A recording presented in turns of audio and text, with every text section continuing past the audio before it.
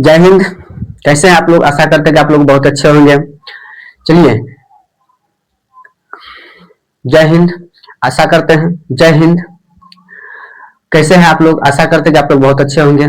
आज के इस वीडियो में समझेंगे कि प्रकाश का परावर्तन अध्याय 10 से प्रकाश का परावर्तन तथा अपवर्तन की इससे भी कुछ क्वेश्चन पूछा जाता है मैट्रिक में। हो सकता है आपकी बार 2026 में पूछा जाए, तो आप लोग इस चैप्टर को इसको ध्यान से थोड़ा सा पढ़िएगा, ध्यान से पढ़िएगा ताकि एग्जाम में लिखने में अच्छा लगे। तो आइए देखिए, कहता प्रकाश का परावर्तन तथा अपवर्तन। तो प्रकाश सबसे पहले हम लोग जानेंगे प्रकाश क्या है।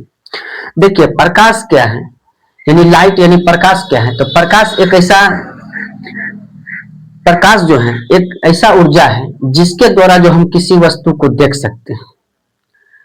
किसी वस्तु को जैसे देख लेते, अब मान लीजिए आंख के सामने में हम अंधेरा कर दिए, आंख के सामने में अंधेरा किया, प्रकाश नहीं है तो हमको कुछ दिखेगा नहीं। तो प्रकाश का मतलब हो गया जो जो अंजारा को, जो वस्तु को हम अच्छी रूप से, जो अच्छा से उसको हम देख सके, उसको ही क्या कहते हैं हम लोग प्रकाश कहते हैं। ठीक। अब यहाँ पर कुछ प्रकाश का गुण लिखा है कि प्रकाश का पहला गुण यहाँ पे लिखा है हम कि प्रकाश जो है एक सरल जो है एक सीधी रेखा में क्या करती है, गमन करती है। प्रकाश एक सरल का मतलब ये आसान यानी सीधा रेखा में जस्ट साइड से गमन कर जाएगा। एक सीधा रेखा में जो है पूरा अच्छा से गमन कर जाता है। तो आगे समझ में। अब उसके बाद दूसरा में लिखा है प्रकाश अपारदर्शी वस्तु की छाया बनाती है। अब प्रकाश जो है अपारदर्शी का मतलब हो गया जिस वस्तु से हम आर पार नहीं देख सकते हैं उसे ही क्या कहते हैं, अपारदर्शी। तो अब अपारदर्शी प्रकाश का छाया कैसे बनाता है? मान लीजिए इधर से हम कोई चीज प्रकाश दिए, अभी जो अपारदर्शी वस्तु जो है इसका उधर छाया बन जाएगा। यानी प्रकाश जो है अपारदर्शी का जो क्या करता है, छाया बना देता है। ठीक। अब दूसरा में लिखा है यहाँ पे तीसरा में प्रकाश की चाल जो है निर्वात में सबसे अधिक होती है। अब प्रकाश का चाल जो है निर्वात में, निर्वात का मतलब जो खुला चीज में, यानी उसका चाल जो है उसका जो चाल जो है सबसे अधिक होती है। और उसका चाल कितना होता है, 3 × 10⁸ मीटर प्रति सेकेंड होता है। ठीक।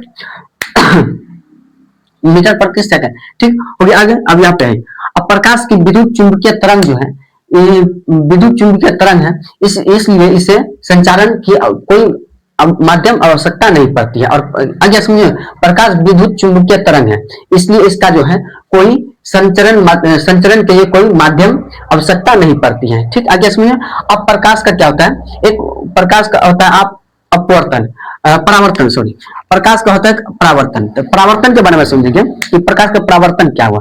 तो प्रकाश का परावर्तन हुआ कि पॉलिश की हुआ एक पृष्ठ होता है जो दर्पण के द्वारा जो किसी प्रकाश को अधिकांश प्रकाश को क्या करता है, परिवर्तित कर देता है, उसे क्या कहते हैं, प्रकाश का परावर्तन कहलाता है। ठीक। जैसे यहाँ पर कुछ लिखा है प्रकाश के परावर्तन का नियम। तो प्रकाश का परावर्तन का 2 नियम यहाँ पे लिखे हैं। जैसे कि प्रकाश का परावर्तन का नियम जो है, आपतन कोण जो है परावर्तन कोण के क्या होता है, बराबर होता है। तो आपतन कोण क्या हुआ, परावर्तन कोण के बराबर होता है। और दूसरा में है कि आपतित किरण दर्पण के आपतन बिंदु पर अभिलंब तथा परावर्तित किरण सभी एक ही तल में होते हैं। जैसे यहाँ पर आप कुछ फिगर में यहाँ पर आप देख सकते हैं, इसका फिगर यहाँ पे बना दिया है। एक दर्पण लिए हम नीचा में, उसके बाद यहाँ पे एक आपतित किरण इधर से आया, इधर से आपतित किरण गया और इधर से जस्ट दर्पण में टकरा करके क्या हुआ, परावर्तित किरण इधर आ गया। ठीक। अब यहाँ पर एक अभिलंब डालें, इसके जो सीधा में जहां पर एक जो बनेगा यहाँ पर, इसके सीधा में एक अभिलंब होता है जिसको हम लोग क्या कहते हैं, अभिलंब हो गया। और इसमें जो है आपतन कोण, अब यहाँ पे हम पहला पॉइंट में हम क्या बताए थे, आपतन कोण जो है परावर्तन कोण के बराबर होता है। जैसे ये कोण जो बना, अब मान लीजिए प्रकाश का, जैसे यहाँ पे समझिएगा, यहाँ पे ध्यान से, इधर से आया आपतित किरण, इधर से उठ के चला गया परावर्तित किरण।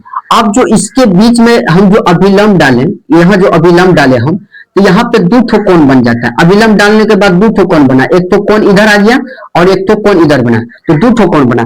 उसी को हम लोग कहते हैं, एक साइड का एक साइड को क्या कहते हैं, आपतन कोण, और इसको कहते हैं हम लोग परावर्तन कोण। इसको हम एक संकेत देते हैं, एक संकेत से डिनोट करते हैं, जिसको आई बराबर आर हम लिखते हैं यहाँ पर। अगर समझ में, जिसको हम आई से आपतन कोण हो गया, आर को हम आर से डिनोट करते हैं परावर्तन कोण। यानी यहाँ पे आपतन कोण बराबर परावर्तन कोण हम लिख सकते हैं। ठीक।